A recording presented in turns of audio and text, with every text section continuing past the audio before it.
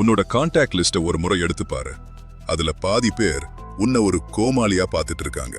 உன்னோட ஸ்டேட்டஸையும் நீ போடுற ரீல்ஸையும் பார்த்துட்டு இவன் உருப்படவே மாட்டான்னு மனசுக்குள்ள சிரிச்சுக்கிறாங்க. மீதி பாதி பேர் நீ எப்போ தோத்து போவ, எப்போ உன்னோட தோல்விய ஒரு செய்தியா மத்தவங்க கிட்ட சொல்லலாம்னு காத்துட்டு இருக்காங்க. என்ன, நான் சொல்ற உண்மை கசக்குதா? கசக்கட்டும். ஏன்னா கசப்பு தான் உனக்கு இப்போ தேவைப்படுற மருந்து. நீ எல்லாருக்கும் எல்லா நேரத்திலையும் கிடைச்சிட்டு இருந்தா உன்னோட மதிப்பு ஒரு குப்பை தொட்டிக்கு சமம். குப்பையை தேடி எவனும் வரமாட்டான். ஆனா குப்பை தொட்டி அங்கேயே இருக்கிறதுனால எல்லாரும் வந்து கழிவுகளை கொட்டிட்டு போவாங்க. உன் வாழ்க்கையில மத்தவங்களோட எதிர்மறை எண்ணங்களையும் ஏளனங்களையும் வாங்கிக்கிற அந்த குப்பை தொட்டியா நீ இருக்க போறியா? உன்னை மதிக்காத இடத்துல, உன்னை பத்தி தெரியாத கூட்டத்துல நீ ஏன் இன்னும் நின்னுட்டு இருக்க? ஏன் இன்னும் உன்னோட பிளான்ஸையும் உன் மனசுல இருக்கிற வலிகளையும் எல்லாரையும் சொல்லி கதறிட்டு இருக்க? ஸ்டாப். இப்போவே நிறுத்து. உன் வாழ்க்கையில நீ தோத்துட்டு இருக்கேன்னு உனக்கு தோணுதா? இல்ல, நீ நினைச்ச இடத்துக்கு போக முடியாம ஏதோ ஒரு கண்ணுக்கு தெரியாத சங்கிலி உன்னை இழுத்து பிடிக்குதா? அப்போ உனக்கு தேவையானது ஒரு வெறும் மோட்டிவேஷன் ஸ்பீச் இல்ல. உனக்கு தேவையானது தி கோஸ்ட் புரோட்டோகால். இன்று முதல் நீ ஒரு மனிதன் அல்ல, நீ ஒரு நிழல். நீ இருக்கிற இடமே யாருக்கும் தெரியக்கூடாது. தப்பிக்கிறதுக்காக இல்ல, உன்னை தடுத்து நிறுத்துற எல்லாத்தையும் தகர்க்கிறதுக்காக. ஏன் மறையணும்? இதோட ஆழமான மனோதத்துவ காரணத்தை நீ புரிஞ்சுக்கணும். நீ இப்போ வாழ்ந்துட்டு இருக்கிற இந்த ஐடென்டிட்டி, அதாவது உன்னோட தற்போதைய அடையாளம், ஒரு தோற்று போன பிம்பம். உன்னை சுத்தி இருக்கிற சமூகம், உன்னோட நண்பர்கள், உறவினர்கள் எல்லாரும் சேர்ந்து உன்னால இவ்வளவுதான் முடியும்னு ஒரு இரும்பு கூண்ட உனக்கு தெரியாமலே செஞ்சு வச்சிருக்காங்க. நீ அவங்க கூடவே இருக்கிற வரைக்கும் அவங்க போடுற பிச்சை தான் உன் வாழ்க்கை. அந்த இரும்பு கூண்ட உடைக்கணும்னா முதல்ல அந்த சமூகத்தை விட்டு நீ வெளியேறணும். சைக்காலஜியில் சோஷியல் மிரரிங்னு ஒரு விஷயம் இருக்கு. நீ யார சுத்தி இருக்கிறியோ அவங்க உன்னை எப்படி காண்பிக்கிறாங்களோ அப்படியே நீயும் மாற ஆரம்பிப்ப. நீ ஒரு சிங்கமா இருக்கலாம், ஆனா ஒரு ஆட்டு மந்தைக்குள்ளேயே இருந்தா உனக்கு கர்ஜிக்க தெரியாது, கத்தத்தான் தெரியும். நீ ஒரு வெற்றியாளனா மாறணும்னா முதல்ல உன்னோட பழைய பிம்பத்தை நீயே கொலை செய்யணும். கோஸ்ட் புரோட்டோகால்ங்கிறது ஒரு ஐடென்டிட்டி சூசைட். பழைய நீ சாகணும். நீ யாரு, உன் பலம் என்ன, உன் பலவீனம் என்னன்னு உனக்கே தெரியாத அளவுக்கு நீ ஒரு அடர்ந்த இருட்டு அடைக்குள்ள போகணும். அங்கதான் ஒரு புதிய சாம்ராஜ்யத்துக்கான விதை விழும். வரலாற்றின் பக்கங்களை புரட்டிப்பார். 16ஆம் நூற்றாண்டு ஜப்பான். மியாமோட்டோ முசாஷி, உலகமே வியந்து பார்க்கிற மிகச்சிறந்த சாமுராய். 61 போர்கள், ஒரு தோல்வி கூட கிடையாது. எப்படி சாத்தியம்? ஒரு கட்டத்துல முசாஷி உணர்ந்தார், தான் வெறும் வாழ்வீரனாக மட்டும் இருந்தால் ஜெயிக்க முடியாதுன்னு. தன்னுடைய புகழின் உச்சியில் இருந்தபோது ஜப்பானின் அத்தனை சொகுசுகளையும் உதறி தள்ளிட்டு காணாமல் போனார்.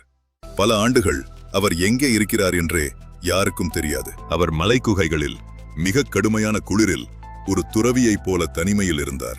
அந்த மங்க் மோட் காலத்தில் அவர் செஞ்சது என்ன தெரியுமா? தன்னைத்தானே தணலில் இட்டு செதுக்கினார். அந்த தனிமையில்தான் அவர் தி புக் ஆஃப் 5 ரிங்ஸ் என்கிற உலக புகழ் பெற்ற போர் தத்துவ நூலை எழுதினார். அவர் மீண்டும் உலகத்திற்கு வந்தபோது அவர் வெறும் வாழ்வீரன் அல்ல, அவர் ஒரு வார் பிலாசபர். உலகத்தையே ஜெயிக்க நினைச்ச முசாஷிக்கே அத்தனை வருட தனிமை தேவைப்பட்டுச்சுன்னா, வெறும் போன் நோட்டிபிகேஷன்ல வாழ்நாளை கழிக்கிற உனக்கு எவ்வளவு தனிமை தேவைப்படும்? உன் மூளை அந்த தனிமையை தாகத்தோடு தேடுது, ஆனா நீ அதை ரீல்ஸ் பார்த்து தாகத்தை அடக்கிக்கிட்டு இருக்க. சரி, இப்போ செயலில் இறங்குவோம்.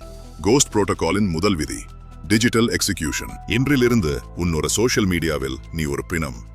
எந்த அப்டேட்டும் இருக்கக்கூடாது. நீ என்ன சாப்பிடுற, எங்க போற, உன் மனநிலை என்ன, இது எதையுமே உலகத்துக்கு தெரியப்படுத்தாது. உன் வாட்ஸ்அப் ஸ்டேட்டஸ்ல மௌனம் நிலவட்டும்.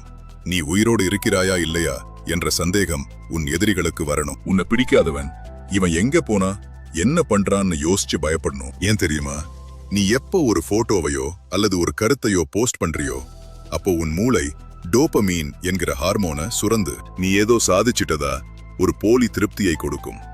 அந்த திருப்தி உன்னை அடுத்த உண்மையான வேலை செய்ய விடாது. உன் வெற்றியை பற்றி நீ பேசுற ஒவ்வொரு வார்த்தையும் உன்னோட வெற்றி பசியை குறைக்கும். உன் ரகசியங்களை உன் கருவூலத்துல வை. உன் உழைப்பு ரகசியமா இருக்கட்டும், அதோட முடிவு பேரதிர்வா இருக்கட்டும். அடுத்த கட்டம், தி ஆடிட். இது ஒரு கொடூரமான கசப்பான அறுவை சிகிச்சை. உன்னை சுத்தி இருக்கிற கூட்டத்தை விட உன்னோட வளர்ச்சியை மட்டும் விரும்புற ஒரு கூட்டத்தை நீ உருவாக்கணும். அப்படிப்பட்ட ஒரு எலீட் சாம்ராஜ்யத்தை நாம இந்த அறிவோன் தமிழ்ல உருவாக்கிட்டு இருக்கோம்.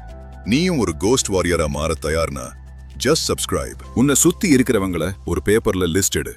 உனக்கு தெரியாமலே உன் நேரத்தை சுரண்ட எனர்ஜி வேம்பயர்ஸ் யாரு? உன்னோட லட்சியத்தை சொன்னா கிண்டல் பண்ற ஃபேக் ஃப்ரெண்ட்ஸ் யாரு? நீ கஷ்டப்படும் போது மட்டும் காணாம போறவங்க யாரு? இந்த கோஸ்ட் புரோட்டோகால் காலத்துல இவங்க யாருக்கும் நீ ஃபோன் பண்ணக்கூடாது. அவங்க ஃபோன் பண்ணாலும் ஒரு முக்கியமான வேலையில இருக்கேன் அப்புறம் பேசுறேன்னு ஒரே வார்த்தையை முடிச்சுக்கோ. நீ விலகி இருக்கும்போதுதான் யார் உனக்காக நிஜமா கவலைப்படுறாங்கன்னு உனக்கு தெரியும். இது கசப்பானதுதான். ஆனா உன் வாழ்க்கையில இருக்கிற தேவையில்லாத நச்சுக்களை வெட்டி எரிஞ்சாதான் உன்னால ஒரு அரசனாக நிமிர்ந்து நிற்க முடியும். ஒரு சிங்கம் வேட்டைக்கு முன்னாடி பல மணி நேரம் அசைவில்லாமல் அமைதியாக இருக்குமே, அது பயத்துல இல்ல, தன் இலக்க மிக துல்லியமா தாக்குறதுக்கான ஒரு மௌன தயாரிப்பு. இப்போ நீ தயாரா? உன்னோட அந்த இருட்டு அறைக்குள்ள நுழைய நீ தயாரா? உன்னோட பழைய முகமூடிய கிழிச்சு எரிஞ்சாச்சு, தேவையில்லாத உறவுகளை வெட்டி தள்ளியாச்சு. இப்போ நீ ஒரு நிழல். ஆனா இந்த இருட்டு உன்னை பயமுறுத்த கூடாது. ஏன்னா இருட்டுல தான் வைரம் உருவாவதை போல இந்த தனிமையில்தான் உன்னோட புதிய சாம்ராஜ்யம் உருவாக போகுது. இது வெறும் ஆரம்பம்தான். ஆழமா போக போறோம். பழைய நீ செத்துட்ட. உன்னோட சோஷியல் மீடியா பிணவரையில கிடக்கு. உன்னை சுரண்டிக்கிட்டு இருந்த ஒட்டுண்ணிகளை வெட்டி எரிஞ்சாச்சு. இப்போ நீ ஒரு இருட்டு அறைக்குள்ள இருக்க. ஆனா இந்த இருட்டு உன்னை விழுங்க போறதில்ல. இதுதான் உன்னை செதுக்க போற உலைக்களம். கோஸ்ட் புரோட்டோகாலின் மிக முக்கியமான, மிக கொடுமையான கட்டத்துக்குள்ள நீ இப்போ நுழைஞ்சிட்ட. தி ஸ்கில் பில். நிறைய பேர் மறைஞ்சு போறதுனா போனை ஆஃப் பண்ணிட்டு வீட்டுக்குள்ள படுத்து தூங்குறதுன்னு நினைச்சுக்கிறாங்க. அதுக்கு பேரு கோஸ்ட் புரோட்டோகால் இல்ல, அதுக்கு பேரு பிச்சைக்காரத்தனம். நீ மறைஞ்சிருக்கிறது எதுக்கு தெரியுமா? உன் எதிரிகளோட கழுத்தை அறுக்க போற உன் ஆயுதத்தை இருட்டுல உட்கார்ந்து கூர் தீட்டுறதுக்கு. அடுத்த 6 மாசம் அல்லது 1 வருஷம் நீ ஒரு நிழல். உலகம் தூங்கிட்டு இருக்கும்போது நீ வியர்வை சிந்தி உழைக்கணும். உன் நண்பர்கள் பார்ட்டி பண்ணிட்டு பொண்ணுங்க பின்னாடி சுத்திக்கிட்டு இருக்கும்போது நீ ஒரு பைத்தியக்காரனை போல உன் லட்சியத்துக்காக படிக்கணும். உனக்கு எதுல ஆர்வம் இருக்கோ, அது பிசினஸா இருக்கலாம், கோடிங்கா இருக்கலாம், இல்ல ஒரு ஸ்போர்ட்ஸா இருக்கலாம், அதுல நீதான் த மாஸ்டர்னு இந்த உலகம் சொல்ற அளவுக்கு உன்னை நீயே சித்திரவதை பண்ணி உருவாக்கிக்கணும். இந்த நேரத்துல உன் மனசு உன்னை கெஞ்சும், போதும் ஒரு 1/2 மணி நேரம் இன்ஸ்டாகிராம் போயிட்டு வரலாம், யாருக்காவது மெசேஜ் பண்ணலாம்னு. அந்த மனச ஒரு அடிமை போல அடிச்சு உட்காரவை. அந்த தனிமை கொடுக்கிற வலிதான் உன்னோட வரப்போற சாம்ராஜ்யத்துக்கு அஸ்திவாரம். இங்கே ஒரு நவீன காலத்து அசுரனை பத்தி நீ தெரிஞ்சுக்கணும். டேவிட் காக்கின்ஸ் ஒரு காலத்துல 135 கிலோ எடையோடு பூச்சி மருந்து அடிக்கிற வேலை செஞ்சுக்கிட்டு யாருமே மதிக்காத ஒரு சாதாரண மனிதனா இருந்தார். ஒரு நாள் கண்ணாடி முன்னாடி நின்னு தன்னை பார்த்தார். அங்கே தெரிஞ்சது ஒரு கோழை. அன்னைக்கு அவர் உலகத்தை விட்டு விலகினார். கோஸ்ட் மோடுக்குள்ள போனார். அவர் செஞ்சது வெறும் டயட் இல்ல, அது ஒரு போர். தினமும் 20 கிலோமீட்டர் ஓட்டம், நடுங்க வைக்கிற குளிர்ல பயிற்சி, ரத்தமும் வியர்வையும் ஒன்னா ஓடுற அளவுக்கு உழைப்பு. அவர் யார்கிட்டையும் போய்தான் இவ்வளவு கஷ்டப்படுறேன்னு ஒரு போஸ்ட் கூட போடல. பல வருஷம் அவர் ஒரு நிழலாவே இருந்தார். அவர் மீண்டும் உலகிற்கு வந்தபோது the toughest man on earth. அவமானப்பட்ட இடத்துல அவர் ஒரு அரசனாவே வந்து நின்னார். அதுதான் கோஸ்ட் புரோட்டோகாலின் அதிகாரம். இப்போ கடைசி கட்டம், தி ரீஇமர்ஜென்ஸ். இதான் கிளைமேக்ஸ். நீ எப்போ மீண்டும் உலகத்துக்கு முன்னாடி வரணும் தெரியுமா? உனக்கு தோணும் போது இல்ல, உன் வெற்றி ஊருக்கே கேட்கும் போதுதான் நீ வெளியே வரணும். நீ பழைய ஆளா அதே பழைய சட்டையோட அதே பழைய பேச்சோட வரக்கூடாது. நீ வரும்போது ஒரு அதிர்வு உண்டாகணும். உன் நடை மாறணும், உன் உடை மாறணும், உன் பேச்சில் ஒரு தீர்க்கம் இருக்கணும். எல்லாவற்றுக்கும் மேல உன் வங்கி கணக்குல இருக்கிற இலக்கங்கள் மாறி இருக்கணும். நேத்து வரை உன்னை உருப்பட மாட்டான்னு சொன்னவன் இன்னைக்கு உன்னை பார்க்க அப்பாயின்மெண்ட் வாங்கி காத்துட்டு இருக்கணும். நீ ஒரு வார்த்தை கூட அவன் கிட்ட பேச தேவையில்லை. உன்னோட பிரசன்ஸ் அங்க இருக்கிறவங்கள நடுங்க வைக்கணும். மௌனமா வந்து நில்லு. உன்னோட இந்த மாற்றம் அவங்களுக்கெல்லாம் ஒரு மரண அடியா இருக்கணும். உன் கூட இருந்தவன், டேய் இவன் எப்படி இப்படி மாறினான்னு ஆச்சரியத்துல வாய பிளக்கணும்.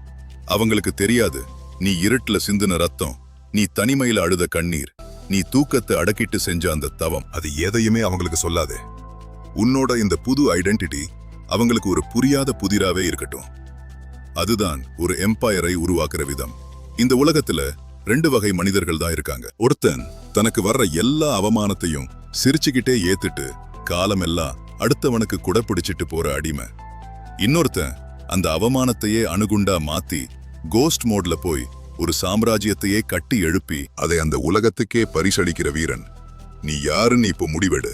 இது வெறும் வீடியோ இல்ல, இது உனக்கான கடைசி எச்சரிக்கை.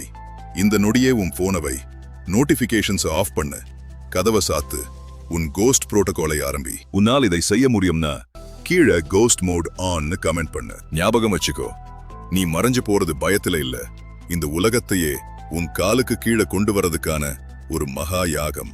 அடுத்த முறை நீ வெளியே வரும்போது இந்த உலகம் உனக்கு கீழே மண்டியிடட்டும். யாரும் உன்னை தேட வேண்டாம், நீ தேடப்படுவாய்.